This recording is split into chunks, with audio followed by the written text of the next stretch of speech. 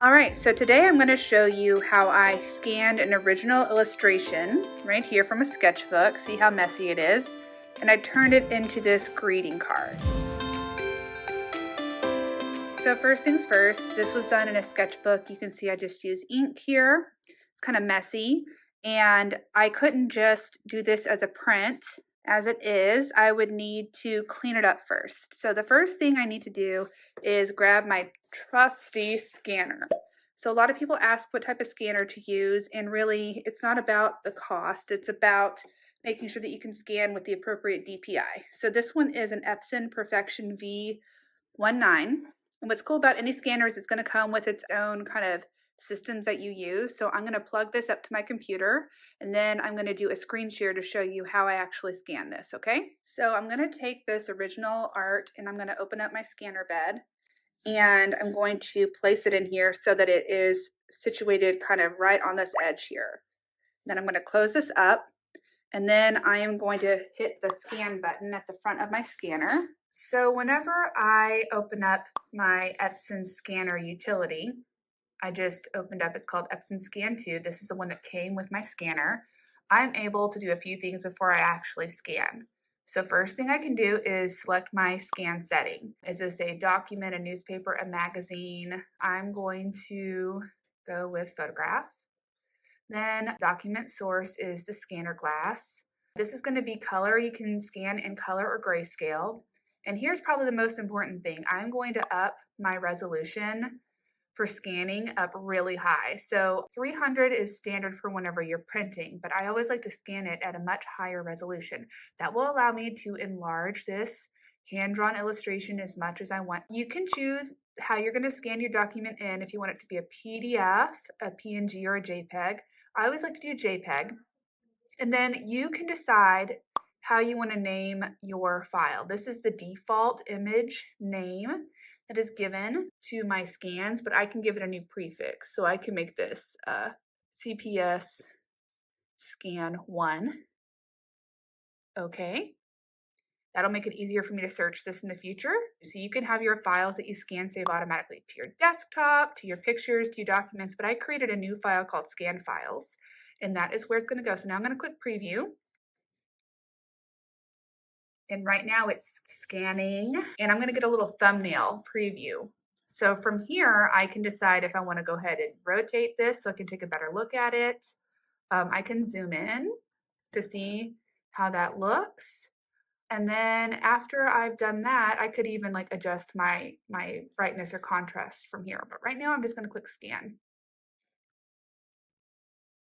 So this will just take its sweet time because I'm doing a really high resolution. So it's going to go kind of slow on the scan bed. All right, so now you can see that the scan has saved into my scan files folder, and I'm going to open it up for you. And it looks really exactly like the original drawing. So the next thing I'm going to do is I'm going to take this into Photoshop to clean it up. Next thing we're going to do is we are going to go open our file in Photoshop. This is how I clean up my work. So it depends on what programs you have, but Photoshop is kind of a standard. So I'm going to open up that file we just created, and I'm going to go in and do a little bit of gentle touch-up work. So the first thing I'm going to do, as soon as it loads, is I'm going to crop this. It's not about the final size right now. I just want to crop out anything that I don't want in the area so that I can clean it up, and I'm going to zoom in. I always like to do a couple of things. So I'm going to adjust my brightness and my contrast. So just by adjusting the brightness, I've taken out a lot of the wrinkles that were in that original paper, and then I'm going to bring down the contrast just a little bit. I think I'm going to go up with it actually. You play around with this until you get it right. Now I'm doing this in black and white, so I don't have to worry about color correction or anything as much. It's the same process if you are working in color. All right, the next thing I'm going to do is I'm going to go into here. I don't know if you've ever played with this, but I'm going to go to Image Adjustments, and I'm going to do Selective Color. And I am going to go to my whites, and I'm going to actually bring down the black. So what that does is take anything that's white on the screen, and it removes any black color from it. So as you can see already, my image is so much cleaner. So the last thing I'm going to do is I'm going to go through with my eraser tool, and I'm going to erase anything in the background that I don't want there. See how that erases so nice and clean? And because we adjusted the brightness of the screen and we adjusted taking all the black out of the white background as much as possible, when we're erasing, it doesn't look like we are erasing against like a different color background. So whenever you're trying to balance your color, you want to always try to get your whites as accurate as possible. Let's see. Whoops, didn't mean to erase that hand. Here we go. So we're just going to erase it. And this is just where you kind of take your time. I'm sure there are shortcuts, but this is how I do it. Now for me, because this is hand drawn and I don't want to get rid of all the hand drawn elements, like all the scribbles and things, like I'm going to leave a little bit of that around the edges here, but I'm going to clean it up where I want to. Now you have a couple of choices. If you want to clean this up and then take it into Illustrator, you can vectorize it using the live paint and live trace options. Or because I've scanned this so high and I really don't think I'm going to change the colors, I think I just want to draw on top of it and add the details like I did in that original card that I showed you. After I'm done cleaning it up, I'm just going to save it as a high resolution JPEG. And from there, I can work on it even further. So after I have this all cleaned up, I'm going to take this into, I think, Procreate actually on my iPad. And that's where I'm going to hand draw all those little details onto it so that I can add some pattern and some lettering. A lot of people ask me why I don't do this directly in Illustrator, and really it's up to you. It's your workflow, it's your preference. This is how I like working. There's no right way or wrong way to do a lot of this work, right? It's just whatever your preference is. I'm not going to take up too much more of your time, but you get the gist of it. I would clean this up and then I'm going to show you what it looks like next on my iPad. So let's pretend I've cleaned the whole thing up to my liking. I'm going to save this as, save to your computer. I'm going to, on my desktop, create a new folder. And it's going to be CPS Demo Scan Art. And I'm going to add edit to the back of this. Some people do like version 2. I'm going to just do edit. I'm going to save it. I'm going to go as high as possible on the size. There we go.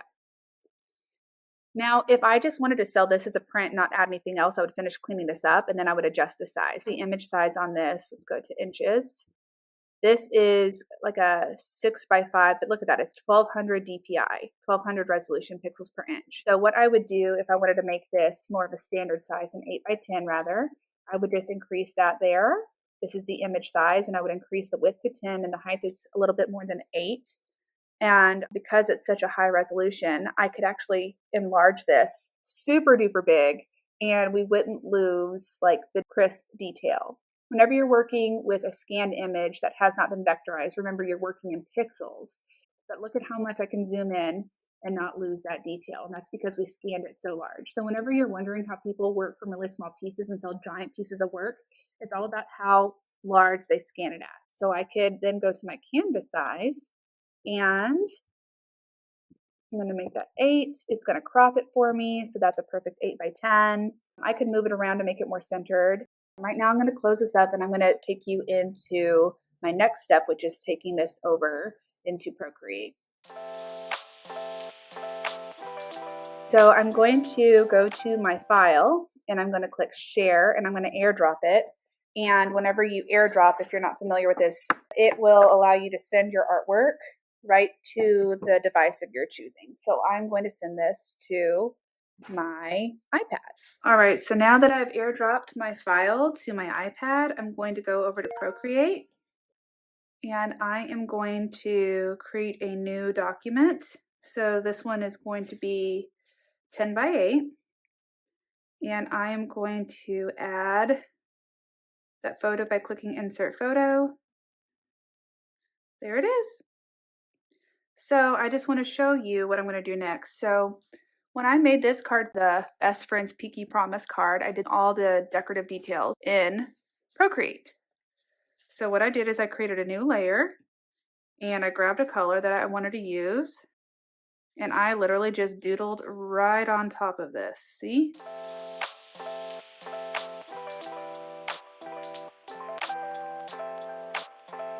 And then I'd create another layer in a different color for my lettering.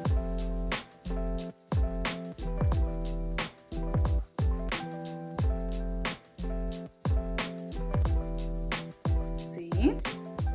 And then let me take you to the actual finished version of this. So here is the actual file that I created this card from right in Procreate. So what I'm going to show you is a few things. Here's the original cleaned up artwork on its own layer. And then I have the text on its own layer. And then I have the doodles on its own layer. So then what I do is I'm going to share this back to my computer. It might seem redundant. It's a lot of back and forth, but this is how I do it. And I am going to share this time as a PDF. And I'm going to choose the best quality. And I'm going to just airdrop this right back to my computer by clicking airdrop and taking it to my MacBook Pro. So now I'm just going to go and open that file from my downloads. Whenever you airdrop something, it goes to your downloads. And I'm going to open it in Photoshop. And now I'm going to do Command P for print. And I'm going to print this from my computer to my Epson printer. I'm going to change my orientation so it's nice and centered. I could scale this up bigger if I wanted to. Let's see what happens if I go up a little bit. That fills the page a little bit better. My print resolution is still really high. It's at 550 ppi. And then I'm just going to click print. And I use Epson built-in color syncing, and people always ask me if there are any issues with this, but I've never had any issues aside from pinks sometimes turning out a little bit differently. And if that's the case, you can adjust it manually, and we can go into more detail about color adjustment in a different lesson. That'll have to be a different lesson. But I can adjust my media, my layout, finishing options if I wanted to add a watermark, the size of the paper I'm using, etc. I'm going to click print and proceed.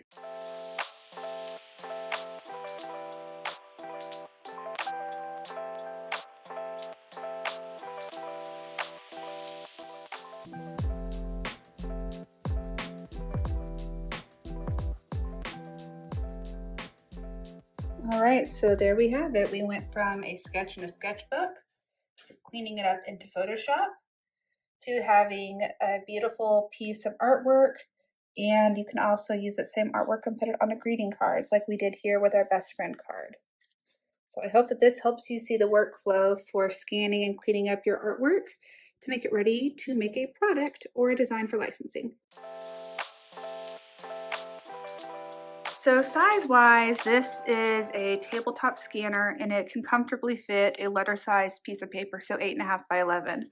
But just a little tip, people are always wondering what you do if you have something that's larger. So this is actually like an 11 by 14, and this is a painting that I did. And you can see that if I wanted to sell prints of this, even though it's really cute, I'd still need to bring it into Photoshop and clean up things like pencil lines. So people are always asking, do I need a really large scanner? You have two options. One, you can actually scan this by scanning this part first, and then do another scan by rotating it. So you're going to have two halves of the same artwork. And then you would take it into Photoshop and you would actually knit those two pieces together. And that way you would be able to get an accurate scan of your artwork. And whenever you do that in Photoshop, you can't even tell where you've joined your pieces. But the other option that you have is literally to not even use a scanner. And it is to set up your artwork so that it's evenly lit, and then to grab a camera. So this is my camera. This is a Canon, I think it's a Canon Rebel, but I have to double check. And you would just take a photo of this in really nice even light. And that's how you could also get your illustration or your painting into your computer for editing. Some people even use their iPhone for this. They just make sure that they're doing the highest resolution possible on their iPhone, and then they're able to take photos of their work and edit it from there. iPhones actually are so much better than they used to be, so you don't even need a fancy camera if you want to digitize your paintings and hand-drawn work. So in order to take two scans and combine them in Photoshop, it's actually really cool. And they've automated this so that you barely have to do anything. So first thing you're going to do is create a new document. For me, my finished size is 11 by 14, so I'm going to make an 11 by 14 document at 300 dpi. Then after that, I'm going to actually go to File and I'm going to go to the automate button, and from there I'm going to click photo merge. After I click photo merge, I'm going to select both of these scans of my larger document of that fox painting. I'm going to click open, and then I'm just going to click OK, and then watch what happens. Photoshop does its magic, and it's going to combine these two documents together and make it look seamless. And they even do this extra work so that where the line is, you're going to watch in a second, it's going to disappear, and it's going to become voila, like it was never two pieces. Now there's a little bit of touch-up work that I'll still need to do on the edges, and after I rotate it, you'll be able to see better like how I'm going to have to still go in and clean it up like I showed you how to clean up earlier, but you can't even tell that this was two separate documents. So handy, right? This is how you work around if you have larger pieces of work. I hope that this encourages you that it's not that hard to be able to scan your work and to create a finished piece of art in Photoshop.